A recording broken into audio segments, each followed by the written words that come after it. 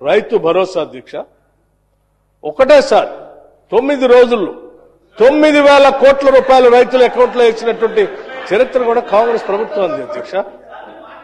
ఇవాళ కూడా రైతు భరోసా మేము ఇస్తా ఉన్నాం. రైతు భరోసా కాదు, అదే కాకుండా ఇంకా సన్న ఒడ్లు పండించినటువంటి రైతులకి 500 రూపాయల బోనస్ ఇస్తామని చెప్పి ఇవాళ రైతుల శ్రమను గుర్తించి పెద్ద ఎత్తున వాళ్ళు దాన్ని తీసుకొని వస్తే 500 రూపాయల లెక్కగట్టి వాళ్ళకి క్వింటాకి 500 రూపాయల లెక్క వాళ్ళ అకౌంట్లో వేస్తా ఉన్నాం అధ్యక్ష. సరాసరి నేను మొన్న లెక్కేసాం అధ్యక్ష. ఒక్కొక్క ఎకరాన్ని రైతు పండిస్తే ధాన్యం పేరు మీద రైతు భరోసా కాకుండా రైతు భరోసా 12,000 లెక్కన ఎకరాకి 12,000 లెక్కన ఇచ్చేటువంటి డబ్బులు కాకుండా బోనస్ పేరు మీద మేము లెక్క కట్టేస్తా ఉంటే ఒక్కొక్క ఎకరాకి దాదాపు 25,000 రూపాయలు ఒక రైతుకి ఒక్కొక్క ఎకరానికి ఆదాయం వస్తా ఉంది అధ్యక్ష బోనస్ పేరు మీద. ఈ లెక్కలన్నీ ఉన్నాయి అధ్యక్ష. తప్పనిసరిగా మేము సమాధానం చెప్తూ కుటుంబ ప్రకారం ఒక్కొక్క కుటుంబానికి ఎన్ని లక్షలు సంవత్సరానికి ఎన్ని లక్షలు వారి అకౌంట్లోకి వేస్తా ఉన్నామో తప్పనిసరిగా వారికి సమాధానం చెప్పేటప్పుడు నేను ఇస్తాను అధ్యక్ష. మరి వాళ్ళ revenge politics Hyderabad brand image కూడా బలిపెట్టే పరిస్థితి మీరు చూడండి అధ్యక్ష. ఎంత విచిత్రమైన గవర్నమెంట్ అంటే ఇది. మా శ్రీధర్ బాబు గారికి తెలుసు అధ్యక్ష, వారు ఐటీ మినిస్టర్ గారు. టీ హబ్ అనేది వరల్డ్లోనే లార్జెస్ట్ ఇంక్యుబేటర్ అధ్యక్ష, టెక్నాలజీ ఇంక్యుబేటర్ అధ్యక్ష. అది మేము కట్టాం. ఇవాళ శ్రీధర్ బాబు గారు నడిపిస్తా ఉన్నారు, గవర్నమెంట్ నడిపిస్తా ఉన్నారు.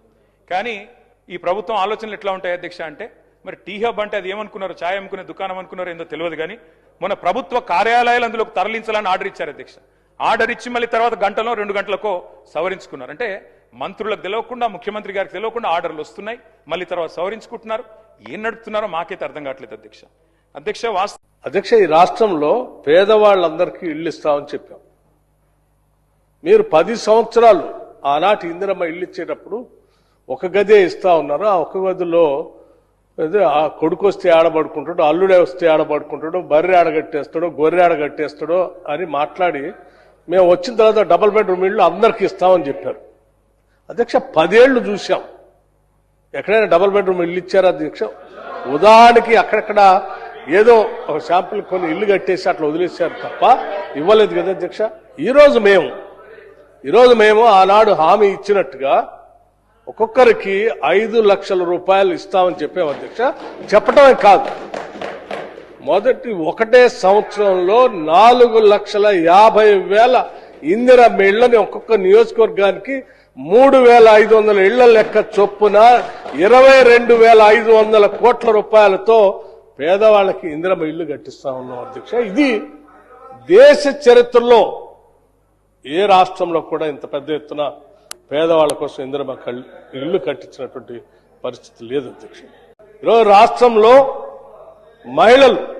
ఇవాళ మహిళలందరినీ కూడా మనం ఇప్పుడు వారు బొమ్మెర పోతన గారి గురించి ఉదాహరించారు. ఆనాటి నుంచి కూడా ఈ రాష్ట్రంలో దేశంలో మహిళల్ని మహాలక్ష్మిలాగా గౌరవించుకుంటాం అధ్యక్ష.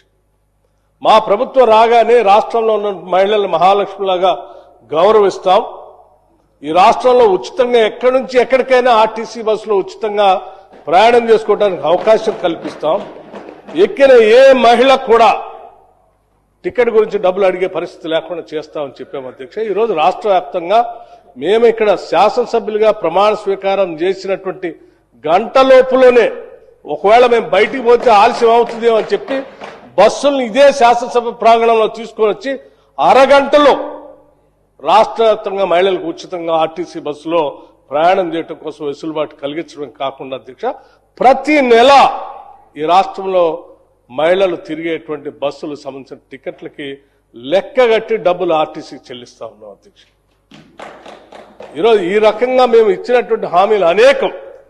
ఈరోజు కూడా అధ్యక్ష ఈ రాష్ట్రంలో 200 యూనిట్ల ఫ్రీ పవర్ ఇచ్చేటప్పుడు దాదాపు 53 నుంచి 54 లక్షల కుటుంబాలకి ఈరోజు ఫ్రీ పవర్ ఉచితంగా 200 యూనిట్లు ఇస్తా ఉన్నాం. ఈరోజు కూడా అధ్యక్ష రాష్ట్రంలో 1,15,00,000 కుటుంబాలు ఉంటే దాదాపు 1,06,00,000 కుటుంబాలకి వాళ్ళ సన్నబియ్యం ఇస్తా ఉన్నాం మనం ఈ రాష్ట్రంలో. ఒక్కొక్క మనిషికి 6 కేజీల లెక్క కట్టి బహుశా ఈ దేశ చరిత్రలో ఎక్కడా కూడా ఇంతమందికి సన్నభయం ఇచ్చేటువంటి కుటుంబాల చరిత్ర ఎక్కడా లేదు అధ్యక్ష. ఇది సువర్ణాక్షరాలతో ఈ రాష్ట్రంలో ఈ దేశంలో చరిత్రలో రాసుకోదగినటువంటి అంశం.